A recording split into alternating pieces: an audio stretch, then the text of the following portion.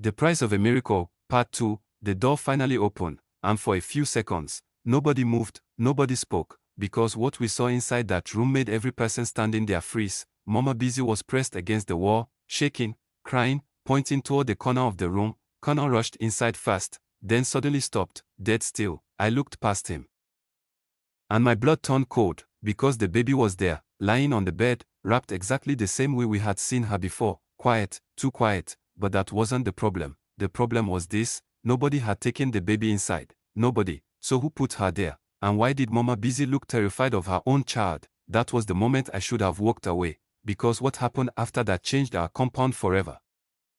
Nobody entered, not immediately. We all stood there staring. Mama Busy looked like someone who had seen death itself. Connor slowly walked toward the bed, slowly, carefully, like he was afraid of what he would find outside. Rain continued falling. Nobody spoke. Then Connor reached down and carried the baby. Silence. Nothing happened. Everybody released the bread they were holding.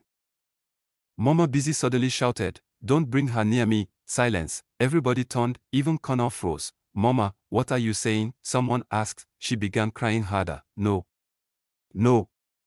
No. Take her away. Take her away." People looked confused. A mother refusing her own child. That made no sense. Then she looked at Connor and whispered, "You said she would stay." Connor's face changed immediately. "Stay." Nobody understood. Then Mama Busy screamed, "You promised me." And suddenly the room became very quiet, because everybody realized one thing: there was something we did not know, something Connor knew. The next morning felt wrong, not bad, wrong.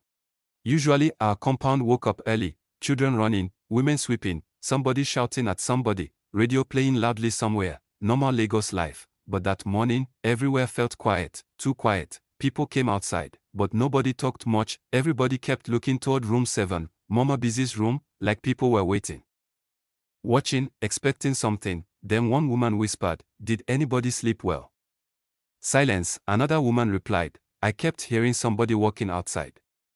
Immediately 3 people looked up, because they heard it too: footsteps, slow footsteps, back and forth, back and forth. All through the night. But when people checked, nobody was there. Later that afternoon some women gathered to visit Mama Busy. At first she refused, but eventually they entered. The baby lay quietly beside her, wide awake, not crying, not moving, just staring. One woman carried her and smiled, "Oh, beautiful girl." But slowly, her smile disappeared. She looked uncomfortable. Then she adjusted herself, then adjusted again, then finally handed the child back, too quickly. Someone laughed. What happened?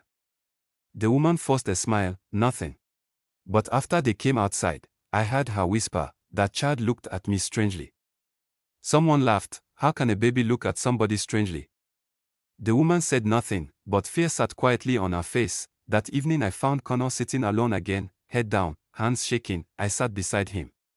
For a long time nobody spoke. Then suddenly he asked, "Do you believe every prayer should be answered?"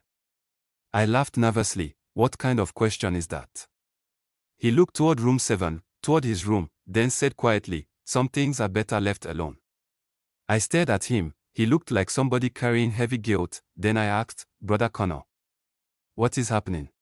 Around 2 a.m., I woke again, same time, same strange feeling. At first I heard nothing, then, whispering, very low, very soft. I sat up. The sound continued, whispering, like several people talking quietly. My chest tightened, because the voices came from outside, from the compound.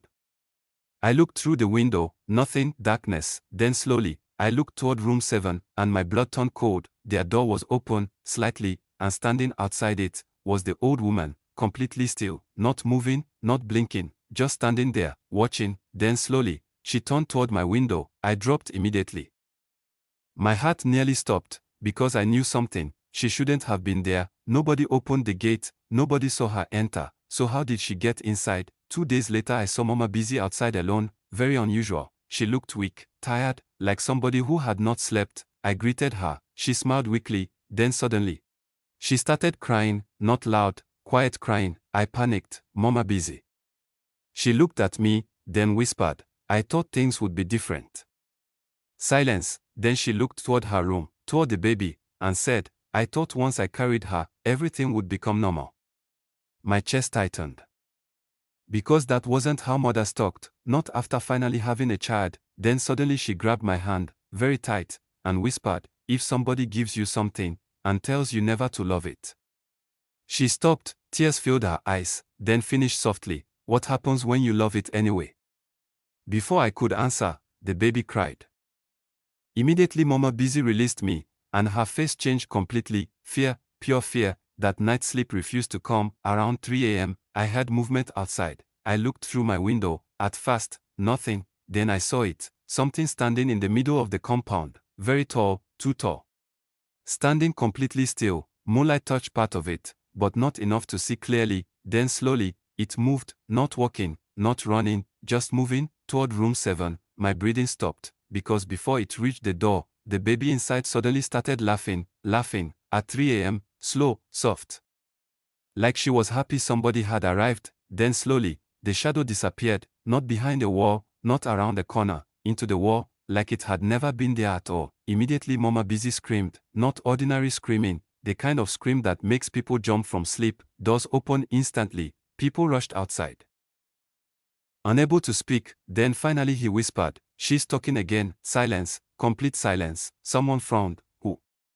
Connor slowly looked down at the baby. Nobody spoke, nobody moved. Then the child slowly opened her eyes, looked directly toward all of us, and smiled.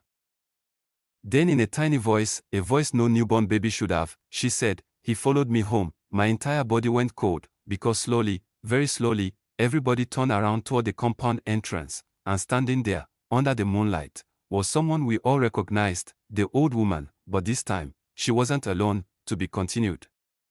Part 3.